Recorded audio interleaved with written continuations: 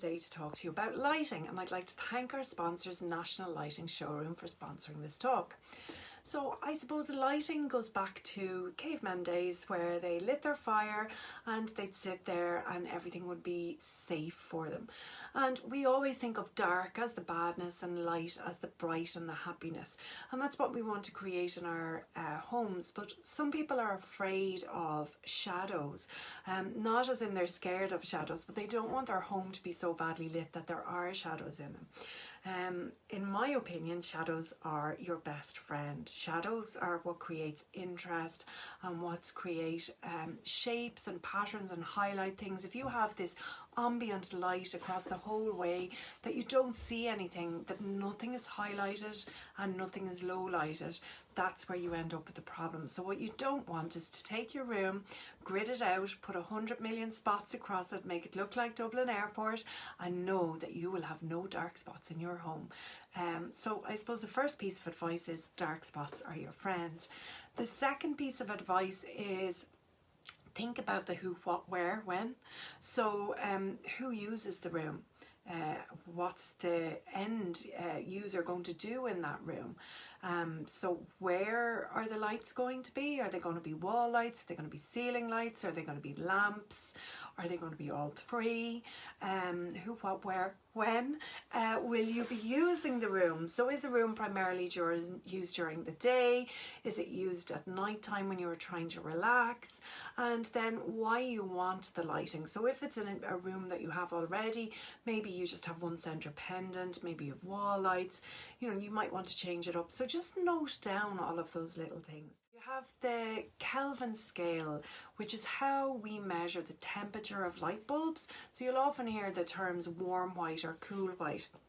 And you might go out and buy a couple of replacement bulbs for your spotlights and bring them home, pop them in and realise, that looks a bit funny, what's going on there? And that could be that you purchased the wrong Kelvin scale. So you might have gone out and purchased a warm white, but one company's warm white is not the same as another company's. And so they can vary. The other thing can be if it's a spot, it can be the angle of the light. So there's a few different things. And make sure as well, just on the subject of bulbs, when you're buying them, if it's a dimmable fitting, that you buy dimmable bulbs. Everything has to be compatible. So just to take us back to the caveman days when we had fire as our only source of light, and then taking us up through the pharaohs where they had their gas lamps or their oil lamps, and then we went on to gas lamps, then we found electric light bulb, which really stayed with us for 100 years with the addition of some R80s, tungsten and halogens, but we really didn't change a whole pile from the beautiful chandelier in the middle of the room and some wall sconces that we would have had 100 years ago. In the last maybe 15 years, we've had a huge change in lighting. In the last 3 years, we've had a ginormous change. So it's jumping forward all the time. 3 years ago, I found a spotlight that I could dim up and down through the Kelvin scale. Now you can go and buy a bulb for maybe a quarter or a fifth of the price of that actual fitting and replace the ones in your home yourself. So you can actually get a bulb now that you can tune in with an app, and you can decide that you want a warm white at one stage and cool white in another. And why would you want to do something like that? Well, it's really important to think about who's using the space and what they're going to do in it. So if you have a big open living space with a kitchen and a dining room, and you might have, and now at the moment, a home office in it, you might have the children doing homework. I know they're on holidays, but you know what I mean. You might have somebody cooking in the kitchen and needing to chop the vegetables and see what they're doing. But then you might also want to be sitting down in the evening and relaxing, or watching telly, or reading as well as another thing that you might need to consider. And so it's important that those are thought about and planned for. What I mean by thinking about them and planning for them is that we would foresee what we're going to use in the space. So at the moment it might be a family with a couple of little young kids who are running around and they're in bed at 7 o'clock, but that might change as those children grow up and their needs might change. So it's important to figure out how we're going to light this place and what kind of activities are going to happen in it and how those activities need to be lit. So cool white is really good for working in. It gives clarity. If you've ever put makeup on, this is probably a really good idea, or shaved, and it all looks wonderful. You look amazing. You've done a great job. You're heading out, happiness. It looks great. And then you go maybe to the bathroom in the restaurant or wherever you are, and you realise either you missed a bit when you're shaving or you didn't blend very well or something went on. That's the difference between seeing something in white or brighter light or warmer light. And so you don't get the clarity. Again, if anybody's doing a course and they're drawing with pencils or anything like that, it's really difficult to see in that warm light, where the cool light is much easier to see in. But we have to be mindful that the difference between the warm and the cool light can actually affect our circadian rhythm. So what I mean by circadian rhythm is how your body reacts to light. So you very rarely have to get up in the middle of the night to do a bowel movement because your body knows it's nighttime. Similarly, unless you blackout blinds or linings are on your windows, you'll wake up when the bright light is there and you'll start to feel more tired and more drowsy at nighttime. You're starting to kind of tune down at nighttime. So the last thing you want, and I do personally believe that we're going to have issues with the street lights at the moment becoming this cool, bright white light. The same with the with the cars when you're driving and those lights are coming at you. It's very, very tiring on your eyes. But in your own house, you want to create that ambience that you want. So if you have somebody needing to chop vegetables, like the makeup and the shaving, they need to see what they're doing because they want to keep all their fingers. So it's really important that that is the cool light. But at night time, when you're trying to relax, take it down, you want to have that nicer, warmer light, and you also want to have various places lit, and maybe those shadows that I mentioned earlier on, or black spots, those shadows are your friends, as I said. So you want to create spaces that kind of give those, but also areas that illuminate and highlight things too. So you can do that in lots of different ways. You can choose different bulbs for different spaces, or you can choose bulbs that are now tunable, as it's called, 2 different colours using apps. You can preset ways to do that, so you can have on your app that you have maybe a daylight setting, a work setting, an evening relaxing setting, romantic dinner setting, children playing board game setting, whatever. So you can change them all completely. So years ago, up until very recently, we would have fitted a lot of 5 amp sockets in houses. So when you'd go in, you'd flick your switch and your table lamps would come on in the hall, or they'd come on in your lounge or wherever else you were. And now with the new apps and the new lamps that talk to the apps, you actually don't need to do that. So you can get a bulb for about €35, pop it in your normal lamp, and you can actually tell it from a different country to turn on at whatever time you want and turn it off. You can also do the same in your kids' rooms. You can have the centre pendant and replace it, and maybe at 8 o'clock or whatever time your children are going to sleep, you can take it down a level so they know maybe that they've 10 or 15 minutes more before it's off, and then it turns off at a particular time. And you can do that. You can override it as well, so you can have lots of fun when you're not even in the house. So I suppose that's one of the big jumps forward in technology and lighting. The other is probably LEDs, so light emitting diodes. So traditionally when we were doing these, what was white, and then it was warm white and cool white. We could do some amount of fun with them.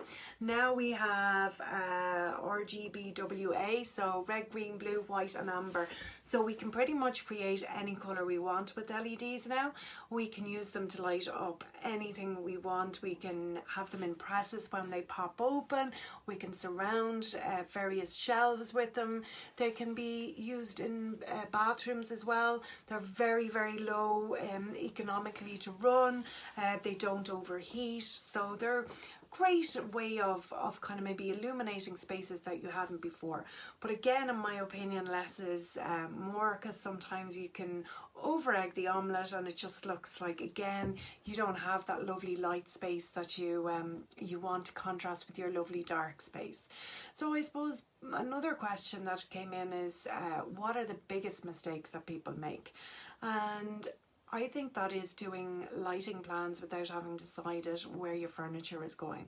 So for me, you need to get to the end game first. So if you're building a house, you're building an extension, and these are questions I get asked all the time, or you're even renovating, you know, you're deciding you're going to do up a space, say a bathroom, there's 4 spots there already, we'll just replace the 4 spots with new ones, IP rated, so that's ingression protection, and Bob's your uncle. But is it? Because you've suddenly decided you're pulling out the bath that's driven you daft all the time, and you're putting in a lovely new shower, and the shower head is going to come out because it's going to be a big rain head and it'll be fabulous. It'll come out from the wall.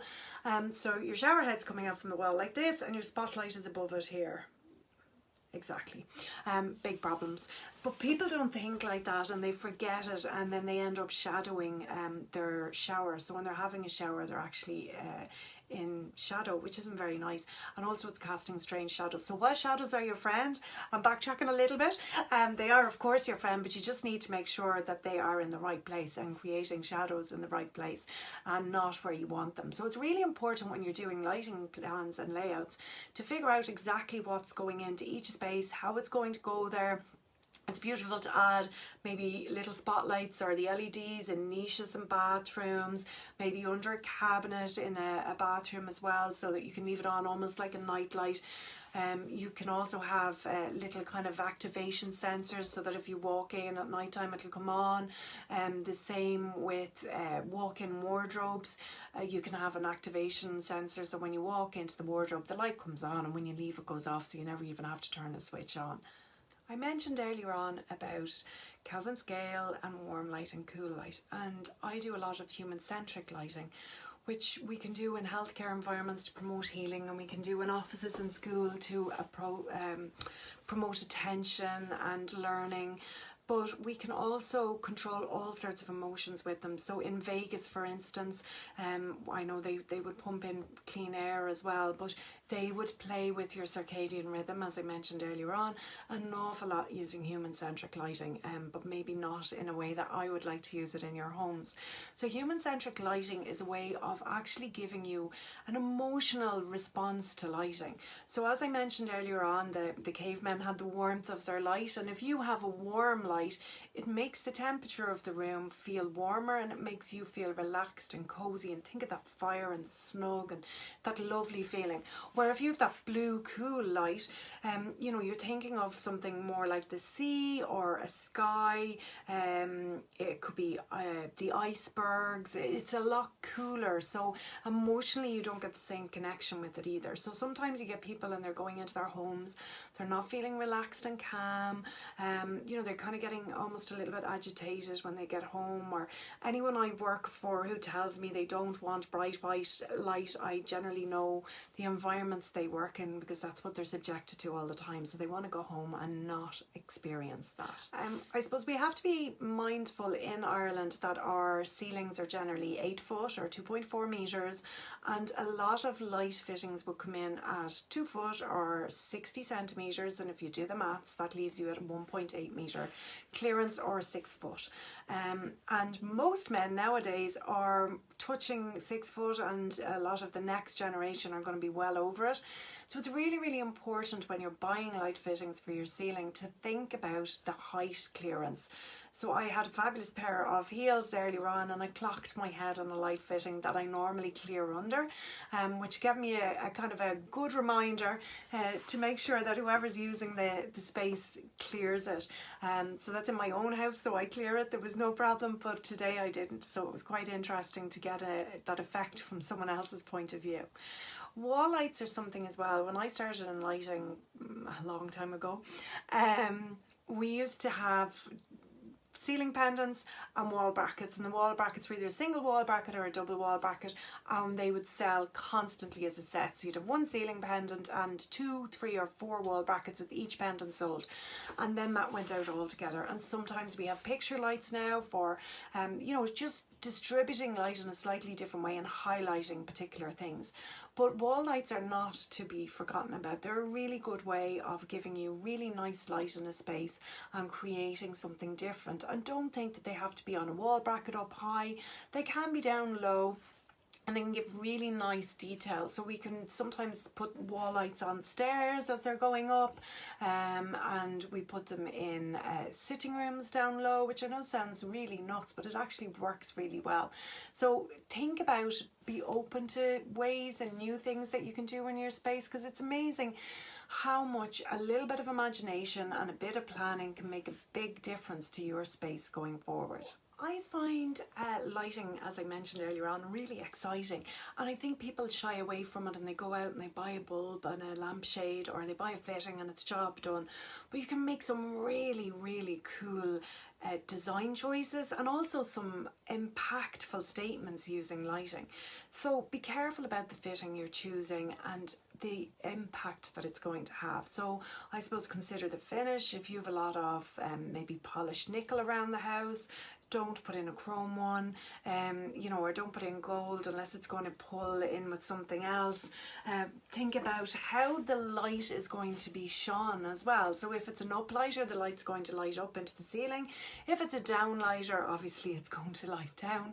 But how is that going to work? Do you clean your lampshades regularly? If it's an uplighter and it has uplighter lampshades, will you be hoovering them or cleaning them? Is it going to catch dust? Is it going to annoy you? Do you want a globe that's totally secured so you don't need any problems with the dusting? But also how the light is dispersed through it. So you'll often see people buying a fabulous black lampshade with a you know, black insert, and it looks amazing, but then they don't get much light out of it. So again, if that had a gold metallic or a silver metallic inside, it would rebound the light. I suppose a common question I get asked when I'm in people's homes is, my kitchen is really dark, how do I make it bright? I want under counter lighting, and that's it, job done, thank you.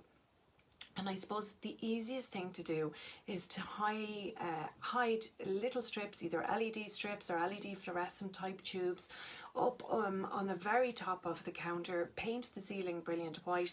The light washes up onto the ceiling and it gives an indirect light into the space. So if you have somebody who's built a fabulous big extension out the back and they decide they're going to put the kitchen out there, it's amazing, and they're going to live in the dark covel in the middle, I always try to talk people out of that, get them to move the dark living space out into the back as well, and get them to use the kitchen in the darker part of the house, because it's much easier to light the kitchen with artificial light and make it look like it's naturally lit. So you hide the lights in the ceiling, as I was saying. You can also build down the ceiling and hide the lights in there. There's lots of ways you can do it, but when you're in the space you don't actually know the light is on because it's from an indirect source. So you can't actually see where the light source is from, and in your mind's eye then you don't actually notice it's light.